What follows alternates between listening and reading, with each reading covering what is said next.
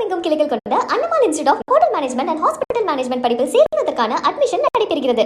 NEET தேர்வுகளில் நடைபெற்றதாக கூறப்படும் முறைகேடுகள் மற்றும் சிபிஎஸ்இ தேர்வு செயல்முறைகளில் ஈடுபட்ட குளறுபடிகளை கண்டித்து அனைத்திந்திய மாணவர் சங்கத்தினர் சென்னை சிபிஎஸ்இ தென்மண்டல அலுவலகத்தை முற்றுகையிட்டு போராட்டத்தில் ஈடுபட்டனர்.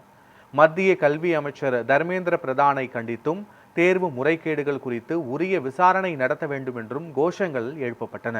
இதையடுத்து அமைப்பின் மாநில செயலாளர் தினேஷ் செய்தியாளர்களை சந்தித்து பல்வேறு குற்றச்சாட்டுகளை முன்வைத்தார். இதனைத் தொடர்ந்து போராட்டத்தை தொடர முயன்ற போது காவல்துறையினர் மற்றும் மாணவர்களுக்கு இடையே தள்ளுமுள்ளு ஏற்பட்டது. பின்னர் அலுவலகம் முன்பு தர்ணாவில் ஈடுபட்ட மாணவர்களை போலீசார் கைது செய்து அழைத்து சென்றனர்.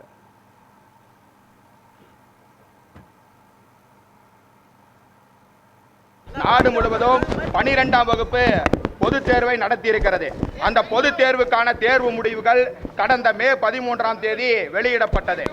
அந்த தேர்வு முடிவுகளில் பல்வேறு குளறுபடிகள் இருப்பது இன்றைக்கு அப்பட்டமாக தெல்ல தெளிவாக தெரியப்பட்டிருக்கிறது. இந்த முறைகேடுகளுக்கு முதன்மையான காரணம் ஒன்றிய கல்வி அமைச்சர் மிகுந்த அவசரத்தோடு மிகுந்த தனக்கான கமிஷன், அதாவது 50 கோடி ரூபாய் கோட் பண்ணியிருக்கிறாங்க.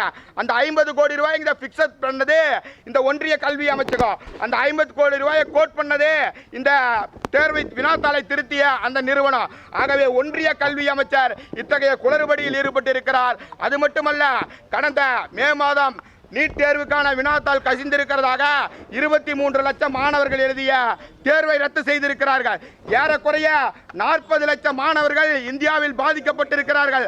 மாணவர்களுடைய பாதிப்புக்கு பொறுப்பேற்று ஒன்றிய கல்வி அமைச்சர் தர்மேந்திர பிரதான் தன்னுடைய பதவியை விலக வேண்டும். அவர் பதவி விலக வேண்டும் என்பதற்காக அனைத்திந்திய மாணவர் பெருமன்றம் இந்தியா முழுவதும் முற்றுகை போராட்டத்தை நடத்தி கொண்டிருக்கிறது. அவர் பதவி விலகவில்லை என்று சொன்னால் அடுத்த கட்ட போராட்டம் டெல்லி நாடாளுமன்றத்தை முற்றுகையிடுகிற போராட்டத்தை அனைத்திந்திய மாணவர் பெருமன்றம் கையில் எடுக்கும் என்பதை இந்த நேரத்தில் தெரிவித்துக் கொள்கிறோம்.